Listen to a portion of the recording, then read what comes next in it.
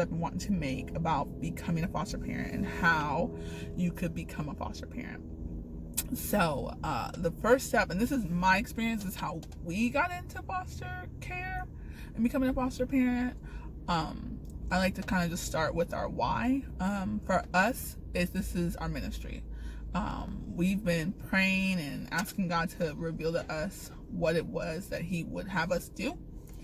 And after a series of events, this was heavily laid on our heart that this is how we were to serve. So the thing that's interesting about us is that we are the other side of 30 and do not have biological children of our own. Do have a desire for it. Will happen one day for sure. But right now our job and our mission and our ministry is to love on some kids until they can go home, until they can be with family, until, you know, whatever happens, whatever the future is. So our age group when we started was 0 to 6. Our current placements kind of fall into that. One is a year older, but these are our first placements, and they've been with us for a few months. So do feel like enough time has passed where I can at least do like, how did we get started video. So here we go. After we fasted and prayed about to do this, I contacted social services for my city and told them, you know, how would I get started. The person who I guess does the recruiting for foster parents got with us and sent me a packet via email. Basically was like a preliminary, like, formal request that I was interested, and I filled that out, sent it back to them. That probably happened in November, and we actually got our license in May, the end of May at that. And we got our call for our first placement like 2.5 weeks after we had our license. But actually we got a call even before we had our license, I want to say the end of April, to say like, hey, we have some kiddos who need a place, will you take them? And we said yes. And then they said, well, called me back and said, well, actually a family member has decided to go ahead and step up for the kids. So which is great, obviously. So, you know, we were kind of like chomping at the bit, especially when we came. So for us, it was kind of like, man, you know, we're not even official yet. But apparently it's very common that if everything looks good and it looks like they're going to go ahead and approve you, that you might get a call a couple weeks before. So we were definitely one of those people, but we didn't get our placements until about 2.5 weeks after we were licensed.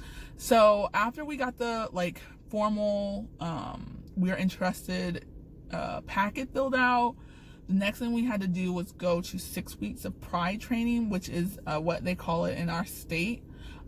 Which is like the training where you learn how to, like, what you can expect, or, you know, what some things you can do with trauma, kind of what the goal of foster care is. The goal of foster care is reunification.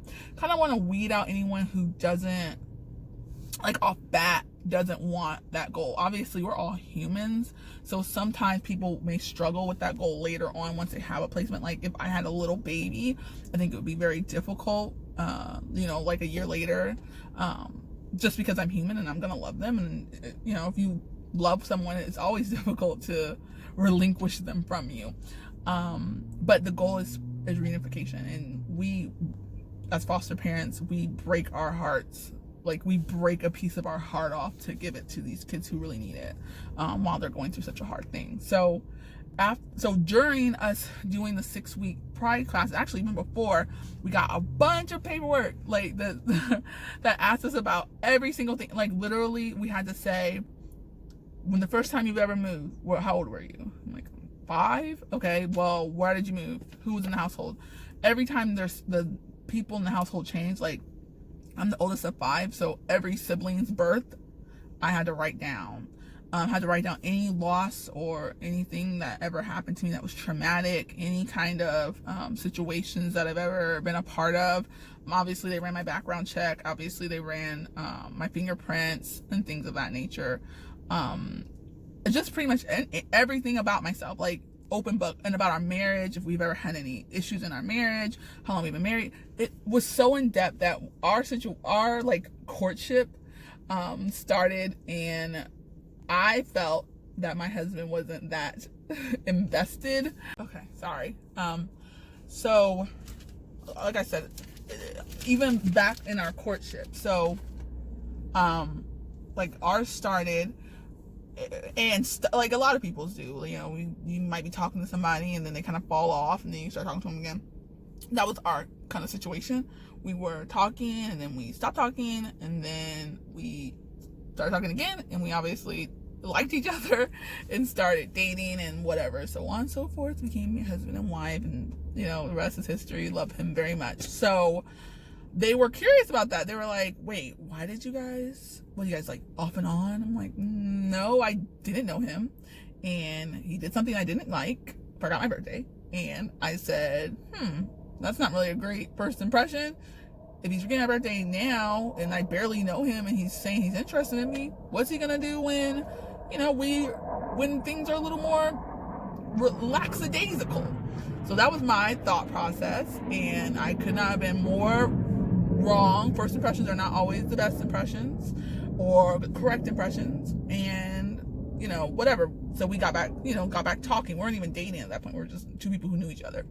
So they were asking about that, like, well, so sorry, it is not for the if you're like really like guarded about your privacy, you're gonna have a hard time with that, because they're really digging deep about your family and like, what's your relationship with this person in your family? Well, what's your relationship with this person in your family? Well, what's your relationship? Not that it would like rule you out, but they do ask those in-depth level of questioning. And we had, well, in our state it's 3 visits, but we had like 5 home visits because of our worker, like our state worker, like had other things where she was like, you know, maybe running behind and she couldn't get out through all her questions, she couldn't get through all her interviews on time, you know, or something, or she had like a situation in her family, you know, completely understandable stuff, but it just means that she came to our house a lot. And then we had basically what's called a home study, where they went through our house, everywhere the kids may go, even our room, which honestly, at the time we were like, our room's not for kids. But I mean, obviously if you have children in your home, you know that every room is for kids. It doesn't really matter what you say, because those kids are in my room every single day. They're somehow are in my room. And so anyways, they went through our room, made sure we didn't have any, you know, firearms that were not locked up, which we don't have firearms at all. They just checked everything. They checked like that our food wasn't mixed with our cleaning products. They made sure that we had hot water. They made sure that we had working electricity. Just pretty much everything. They just made sure everything was like good. We have a dog who is kind of a little bit crazy.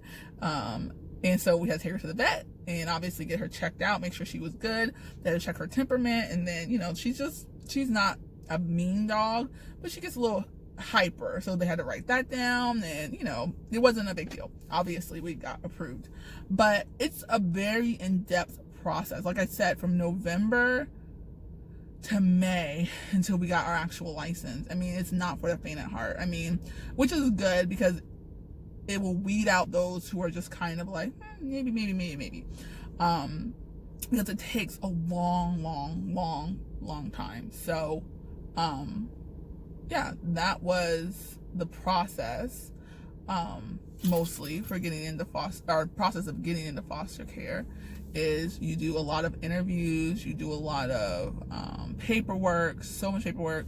I would suggest getting copies of whatever paperwork you turned in, because there are some paperwork that I did turn in that they said they didn't have. So what was really good was, because I watched someone else's video who said that we should, like they lost in another state, they lost her whole packet of paperwork, which is I mean, guys, it's like 30 pages worth of paperwork once you're done. It's a lot. and they lost her whole packet. And so I would be like, man, that stinks. I mean, it takes like weeks upon weeks upon weeks to really fill it out, because you have jobs and other things you have to do. You have to provide your financials as well. Make sure that you can take care of yourself. Also, because the way your stipends work, they're not necessarily gonna come on time. I don't really remember, but it was definitely a month or two before our first stipend was paid for the kids. And they're paid in arrears. So basically you get paid for the month that you've already completed. You get reimbursed more than you get like a payment. And that's something that's very funny to me, because people, when they think of foster parents, they think, oh, you're either saints or sinners. You're either someone who's like, oh my gosh, you're so amazing, or you're someone who's like, they're just in it for the money. And I'm like, how do you make money doing this? Kids are expensive. And it's not, I mean, maybe if you had like 15 of them, I guess, but giving them just the bare minimum. But I mean, the kids grow out of their shoes all the time. They grow out of their clothes all the time. It's just, I don't see how I feel like you run a daycare if you want to do that. That's much cheaper and a lot less work. I mean, the kids, they're up in the middle of the night. They miss their mom. They miss their dad. They miss their bed. They miss everything about they don't miss the bad things that happen, but they're children, I mean, you can convince a kid that anything's normal, because it is normal for them. So, my point is, I don't understand that narrative that like, oh, they're in it for the money. It's like, who would do this for money? I mean, it's just insane to me. Like, you must really, really, even if you really, really needed money, there is, I'm sure, a multitude of better. The paperwork and going through the process alone, like I said, and I was on top of my paperwork. Like, you give me paperwork, here you go, back. Here you go, back. Because I was like, man, let's just stay on top of it. There was no one ever had to chase, and they even commented like, thank you for not making us having to chase you for paperwork. It really makes everything so much simpler. So I could easily see it taking, it took us about 6 months, so I could easily see it taking up to a year just to get approved. I mean, it's a process. You also have to like write your schedule down. Like, okay, well, what time do you guys normally eat? Well, what time do you get off work? Okay, well, if you get off work at this time, where would your kids go? Like, what would you need? Would you need daycare? And things of that nature. And so it is definitely a process. I don't think I could express that more. But if it's something you're interested in doing or thinking you might want to do, I say do it. I mean, like everyone always complains about, the world we live in, and people are so this and that. I mean, even the worst person who did the worst thing, like, you have to ask yourself, well, what was done to them? Like, what was their childhood like? Like, who transgressed against them? Because if you could just intercede, like, just for like even like for a couple months, like if you could give a kid, someone who's really impressionable, just a couple months of something different, like, you could change their whole life. Like, if a child could experience something that's not their norm, even for a couple months, or even just someone like just loving on them and telling them like, I love you, you're great, you're wonderful, you're so smart, you're so beautiful, you're like, you just never know how impactful that can be to a child. So if it's something you're interested in, I would say go for it. Even if it's something you feel like, oh, well, I could never do that like long term or whatever. I mean, you could do respite. You could just give foster parents breaks. I mean, you still have to do all the work that I just said, but maybe you just take kids a weekend at a time. Maybe you don't do the Monday through Friday. Maybe you just do respite. So, there's a place for everyone in foster care, even if it's just like, well, right now our family situation doesn't work for us to have a full-time placement or even a respite, but I'm sure you could ask around until you found your nearest connection to foster care or something like that and help them. I mean, our friends and family are amazing. They really stepped up. They helped me, even just like letting me like vent about how frustrated I am about something or how difficult something is. I mean, this is the hardest thing I've ever done in my life. I will make no mistake or I won't gloss over But like, just like it's the hardest thing I've ever done, it's also like the most thing I've ever done to be used in this way to help a family. I mean, help the kids for sure, but also just to help their family, like even just for their family to know that their kids are like fine. You know, they're fine. They're not being mistreated. They're not being misused. They're not being talked down to. They're not being put down. They're being lifted up. And, you know, that alone is a help, because no matter what the situation is, I don't care what a parent has done to their child or showed their child or experienced with their child, no matter what, something in that parent always loves their kids. And no matter if we can't see it, or you don't know it, or you don't understand it, you know that a mother loves her child or a father loves their child. And even though they don't express it the way that you would hope they would, they still do. And they're still, you know, they still want their kid to be okay. No parent is like, oh, I hope this kid's getting it. No, of course not. They want their kid to be okay. So to let the family know that they're okay, like that was a big thing for us. Like that's the biggest thing that pushed us into being foster parents. Like, of course the kids, but just to know, like, okay, you guys, you know, deal with your stuff, work on your stuff. We got the kids, you know, like you would do for family. And that's just like our little testimony. Yeah, so if you have any other questions or want to know more about foster care or whatever, definitely let me know, and I would be happy to do more videos, maybe more like in line to one thing or another, or my experience or whatever. We'd be happy to tell you all about it. Bye bye.